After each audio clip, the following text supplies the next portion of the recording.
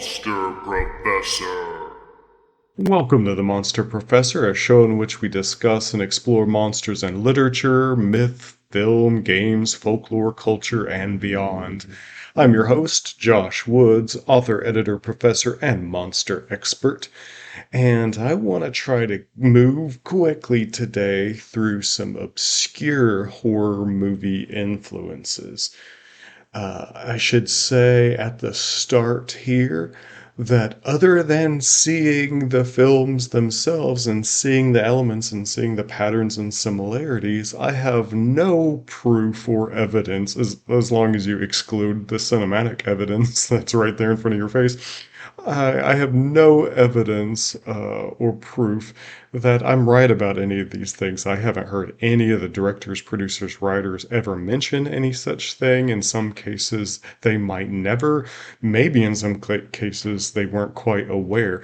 I think any of us who have had an experience creating anything, especially anything related to art or narrative, will must admit in some way, shape, or form that you're not always conscious of the influences, especially of other works, the influences that other works have had on you, or how they influence your own work or inspirations. And so maybe that's the case in some of these, and some of them, they just seem like flat out rip-offs, and all the more reason why they would probably not admit to them. With all that said, let's just jump right into a random. How about an iconic one? How about Jason Voorhees from the Friday the 13th series? And the image that you have in your head of the Friday the 13th Jason Voorhees might probably be something with a hockey mask or some version of a hockey mask and a big hulking dude and with a hatchet or axe or chainsaw or something like that coming after you. Although he didn't use a chainsaw very often. I'm trying to place which time he used it. Maybe you're thinking of a harpoon gun or something. Um, so that famous hockey mask, the horror movie nerds out there already know this well, but if you're kind of on the fringe of the retro horror movies and you just know he's the guy with the hockey mask, you might realize that that hockey mask didn't come into the Friday the 13th franchise or didn't get put on Jason Voorhees until part 3 in 1982. That was the 3D version of the franchise. And in fact, it holds up perfectly well as a Friday the 13th movie without 3D. It's maybe one of those films that works perfectly well without the 3D, even though it was supposed to be just a vehicle for the 3D stuff. I would say like Alex Garland's 2012, was it? Dread, which is a brilliant action movie, and just so happened to be a 3D thing that I think can easily be forgotten. I'm off track already. Back on track. So, yeah, in the first one, all of these are spoilers, by the way. So if you haven't watched any of these films, they're listed in the description. You can stop now and watch these things and catch up if you care to. Um, First one, it was a mother killing campers at Crystal Lake in revenge for her son having died. And then in the second one, the son who had died never did die, and nothing really made sense there. And suddenly he's also all grown up, even though he was a weird little zombie kid at the end of the first one. Makes no sense whatsoever. And he has a bag over his head with just one hole cut out for the eye. Not until the third movie does he get the hockey mask, but not until and about an hour into it when he kills some annoying kid who has a harpoon and a hockey mask trying to play pranks on everybody. He slices his throat, takes his hockey mask and his harpoon gun, and then he wears it for the rest of his own life or for the rest of the franchise. Okay, so where did this hockey mask come from? Now this image of Jason, the first one that we see like this, is the first one with all this weird huge muscles. All these weird huge muscles. Particularly, they show him, he's mostly covered up with a green work shirt and jeans, but you see these prosthetics, these monster makeup prosthetics they have building up his traps, those big muscles behind your neck, between your shoulders and your neck, and up his neck, and this big weird bald head with wisps of hair. You see that when you see the backside of him, and then the front, you see the hockey mask. Now, where have you seen that? Those familiar with retro movies might remember Lord Humongous from Road Warrior.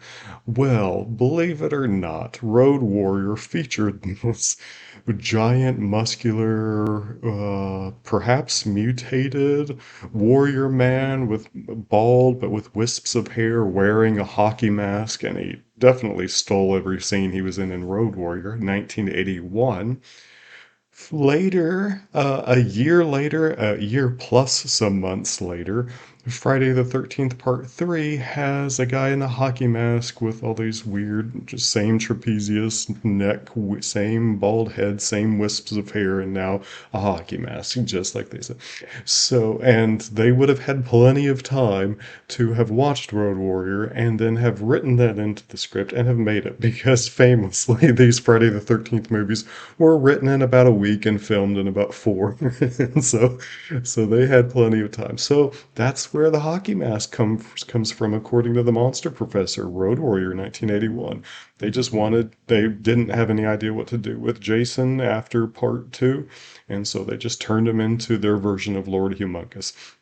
And he has had more success in cinema than Humongous has had as his sequels continued. If you're interested, by the way, in watching the Friday the 13th, by the way, I've just been constantly watching retro horror movies, so much so that it has become a strange addiction. And I think, although maybe I haven't seen every single slasher between 1974 and 1990, there are very few that have gotten past me, and I even have. Uh, I could give you like my top 40 slashers out between 1980 and 1989 if you want. I don't think you want that necessarily, but if we want a quick guide to the Friday the 13th, how about this? Watch part one, part two, part three, part four, part six, and part seven. And the later ones is when you get the best Jason Kane Hodder. And there's no arguing with that because everybody who knows anything about retro horror movies knows that Kane Hodder rocks. Okay, next one. How about a weirder one? The Nightmare Before Christmas. Uh, Tim Burton's, well, you know what it is. I'm not going to describe what Nightmare Before Christmas is. That was 1993. A few interesting features. Iconic one, Sally. This wonderful, whimsical, kind of a Bride of Frankenstein-ish ragdoll person. She is pieced together by mad scientists. All her stitches show in really cool ways, and she slinks around and hides and watches and tries to make things better and hopes for the best. And she's got a bunch of cool scenes where in Halloween Town she's sneaking around this big water fountain. And then you have the big villain of the whole show, Oogie Boogie, this guy who's just a big sack man full of worms. Well, if you want to see some influences of that, believe it or not, a perhaps not highly known movie from 1988 called Sorority Babes in the Slimeball Bowl-o-Rama. I said the title of the thing is Sorority Babes in the Slimeball Bowl-o-Rama, 1988. A better movie than one might think, given that title. Actually, it's quite entertaining. Leanna Quigley, Buck Flower, all sorts of fun people to watch in that thing. And the villain that is let loose like an evil genie out of a bowling trophy overnight in the Bowl-o-Rama is this strange little imp guy with evil powers, an evil little imp. And he is voiced by this extraordinarily strange actor whose the name he goes by is Dookie Flyswatter. His real name is Michael Saunier. I hope I'm not screwing that up. I'm going off my memory right here. I should have just looked that up. Pretty sure it's Michael Saunier. Something Son. Yeah. Anyway, Dookie Flyswatter is the more memorable one. That's kind of his punk name. I think he was known for doing all sorts of stuff like during his punk performances on stage, like snapping mousetraps to his face and stuff.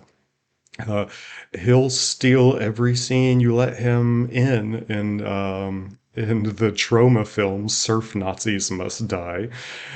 He's strangely fantastic in that one. I think Nicolas Cage must have watched his performances and tried to do what Dookie Flyswatter did. Anyway, he does the voice for this imp, and if you know Nightmare Before Christmas well, and of 1993, then going back to 88 doesn't take you very long to go, that's where they got the voice.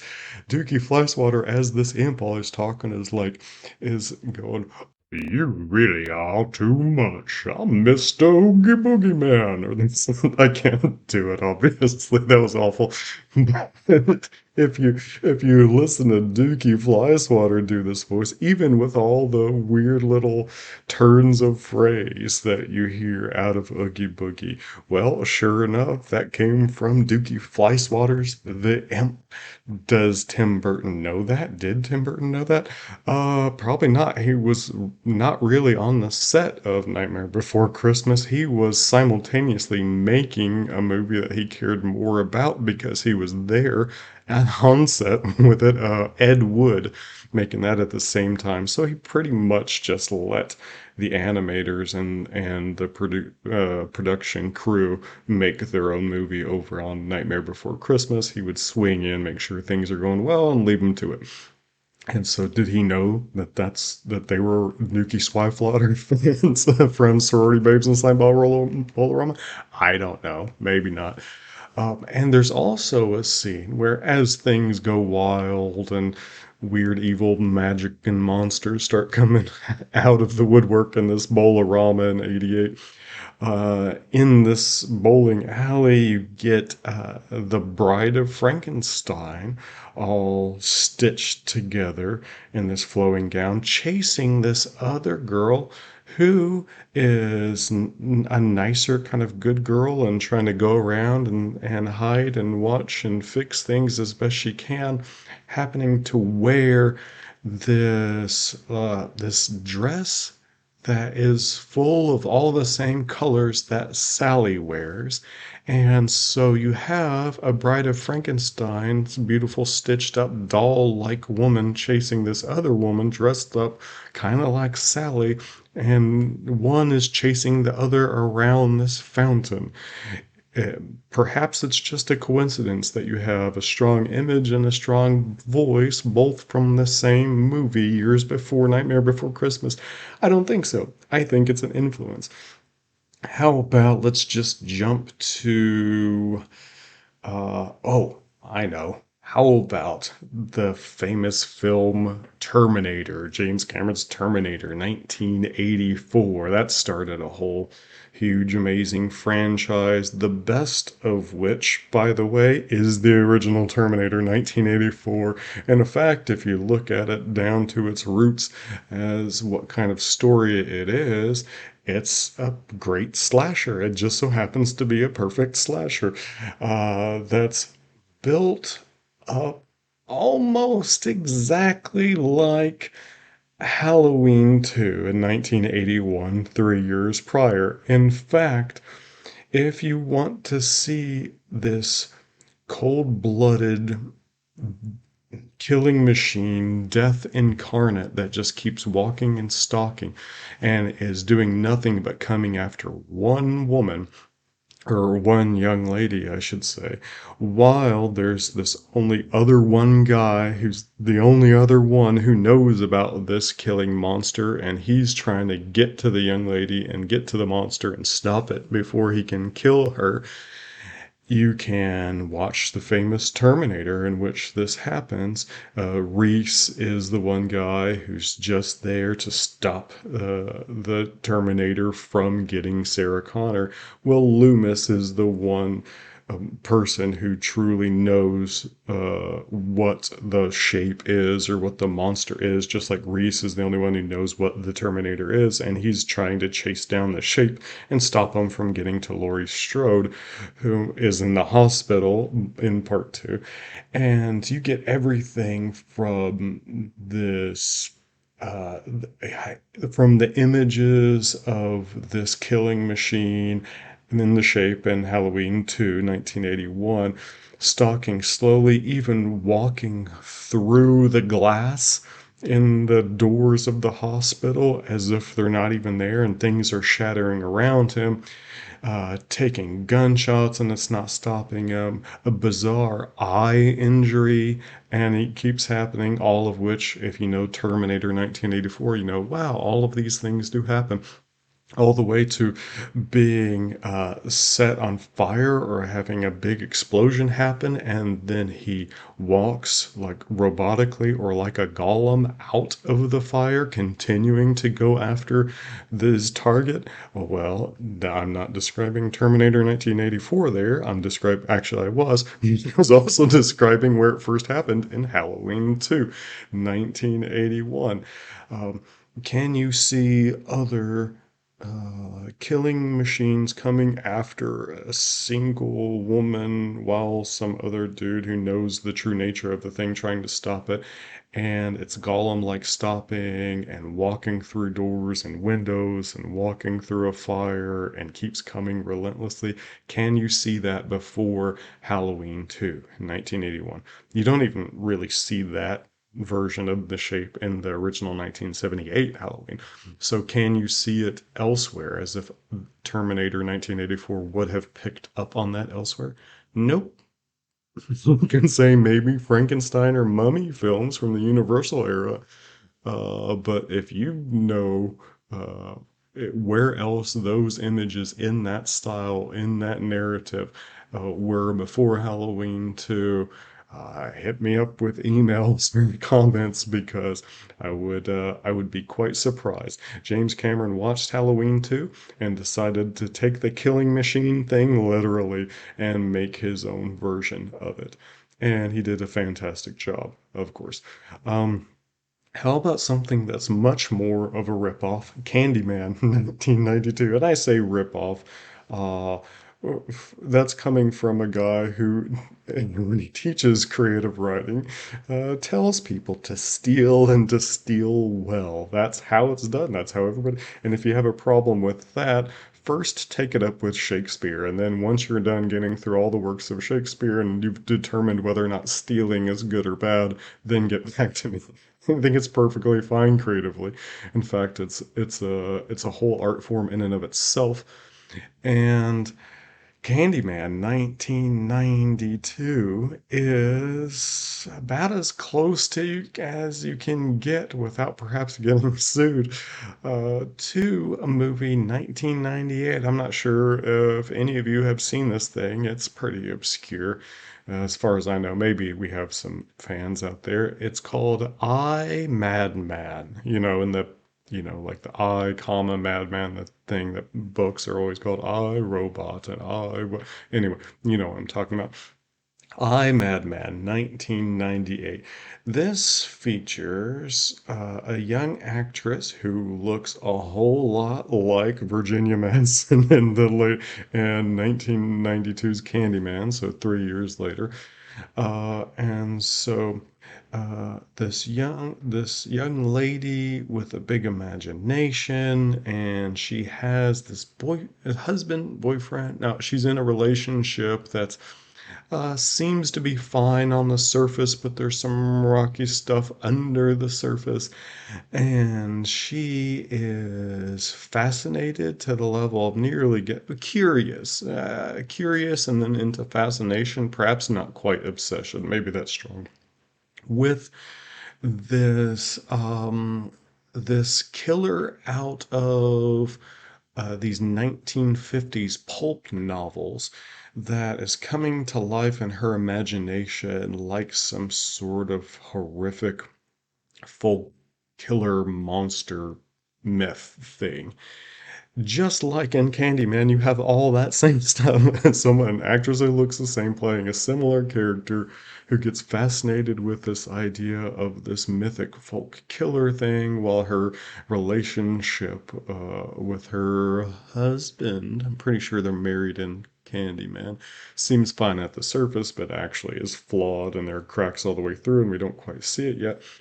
And in both instances, because of this woman's uh, I don't her deep fascination and I guess somehow subconscious desire, I guess out of her id forms Candyman. She brings him forth out of the mirror, playing through what people have said is the way to bring forth Candyman. Just like in I, Madman, 1998 or 1989. I don't know why I said 98. Oh, flip the numbers. Just like in I, Madman, she brings forth this weird, uh, disfigured, mythic killer character. And so out of her imagination comes, and her belief in this thing, comes this killer, and he starts killing people around her. Well, what happens next in that like a thriller horror mood that the movies do, the person who knows who the killer is, once you know who the killer is, then the next plot step is no one believes you.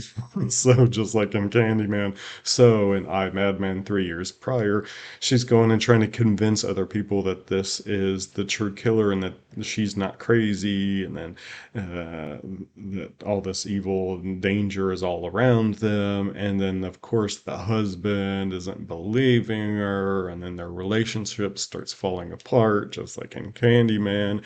And then he keeps coming after her, and wouldn't you know, just like in Candyman, where Candyman is either in love either in love with Helen, the Virginia Madsen character, or is at least trying to romantically seduce her for his own purposes. It's very vampire-like in that way. That's the exact same thing that's going on in I, Madman 3 years early. This mythic character that has manifested out of her imagination is trying to woo her, is trying to woo her and is madly in love with her. And it continues until there's this horrific killing showdown. So that's what Candyman ripped off almost every key detail. Still, both great films, and Candyman's better than to be honest with you. So, no problem with having very clear horror influences. How about, how about Okay, how about this? I'll throw a weird one at you. How about 1988's Beetlejuice? And I remember seeing posters or maybe cover box of the original spelling Beetlejuice, like the star, like Betegeu. Anyway, the weird one, which is the star. I think it's supposed to be like in the constellation of Orion, like it's this armpit or something like that, the star that forms Orion being this giant out of Greek mythology, literally a giant, and he's a great hunter. And he's a rapist as well, and he gets stricken blind for those crimes, and then he's finally killed. I'm way off track. Okay, back up. Tim Burton's Beetlejuice. Not talking about Orion and the constellation. Okay, Tim Burton's Beetlejuice. A couple of weird movies that came a few years before that, or a couple years before that came around. that perhaps these were just in the creative zeitgeist, although Tim Burton made this ripping off other people twice list, so maybe he takes from other people and other filmmakers quite freely, or maybe his production people do and just tell him that we're doing fine. One of those. Take if you haven't seen it, check out Texas Chainsaw Massacre Part 2. And it is one of the weirder kind of sequels to imagine for a movie like Texas Chainsaw Massacre, because this one is just, I guess you could say a horror comedy, but it's largely comedy. If it's horror comedy, it's at least 50%, if not more. It's zany. The cover, the poster of it is famously the Texas Chainsaw Massacre family, the Sawyers, doing the same pose as the Breakfast Club poster, right? So they're making fun of themselves and of that kind of John Hughesy 80s, which the horror people, I think, to this day still resent that side of 80s filmmaking. And it's hilarious and it's awesome. And there's a character in it named Chop Top who they try to make him seem like an out of date hippie or like one of these weird hang around hippies, like he's well past the hippie era, and he's got this metal cranium. And other than that, he's got a Beetlejuice like makeup, he's got Beetlejuice like teeth, he's got Beetlejuice like colors. He's this this wild kind of weird hyperactive redneck like Beetlejuice is. And a good portion of the film, in fact, the last almost the entire last act takes place in this weird underground, it's this like underground cavern fortress thing where the Texas Chainsaw Massacre family lives now, but it really does look more like another dimension, in all this weird same cartoony zany colors and lighting. And so you've got a Beetlejuice-like thing in a Beetlejuice-like set, acting and looking and acting like Beetlejuice. Check out Chop Top 1986's Texas Chainsaw Massacre 2 for where this weird Beetlejuice thing came from. Which Beetlejuice, even though it had influences, it's still one of these films that should just never have got, or not never have gotten made. It's fantastic, but you don't see movies like that made anymore, and it's quite surprising that it even got made, or at least at the budget level that it did. It's just so bizarre if you think it's so bizarre if you think about how messed up that movie is.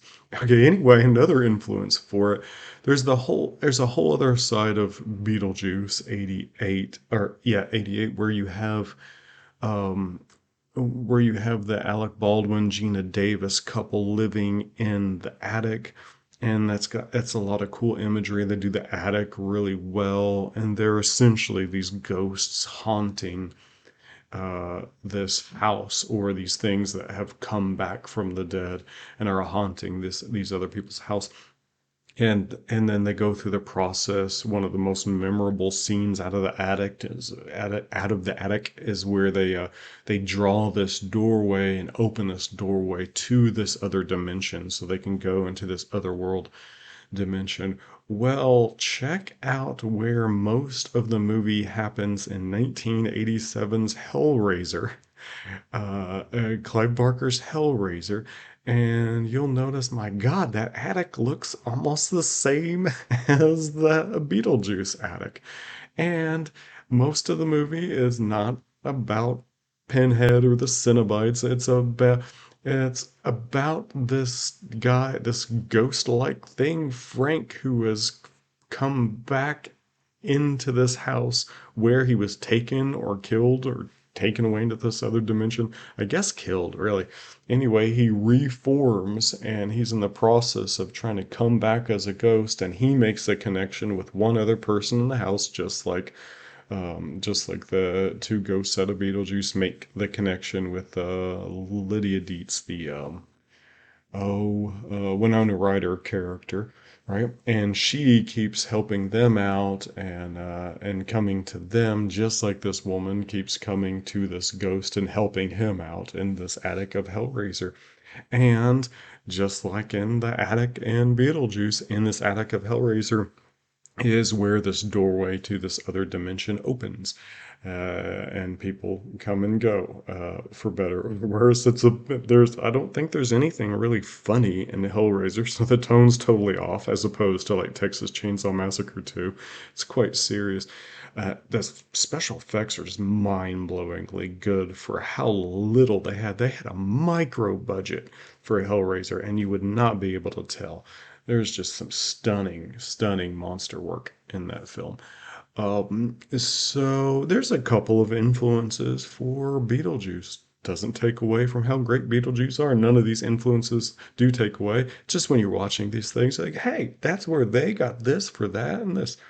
Were these directors, producers, art departments of these films even aware of these influences? In some case, they would have had to been, sure. In others, maybe not. I don't know.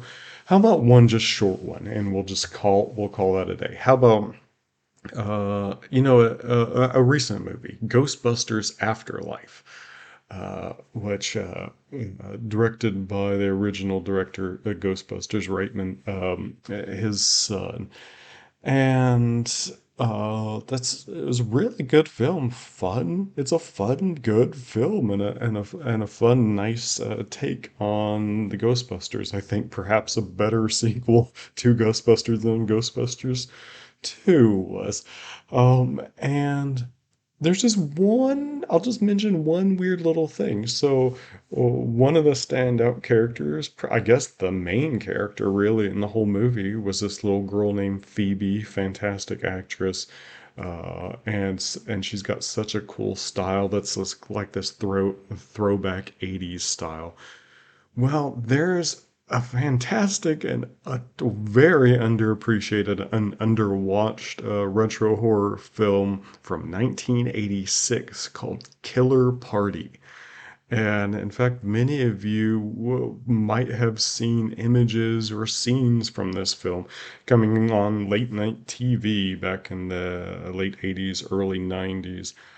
It's a fantastic retro horror film. It's hilarious. I can't say much about it without spoiling it because there is a twist and turn in the movie that makes it really enjoyable, and it will be ruined if I spoil it.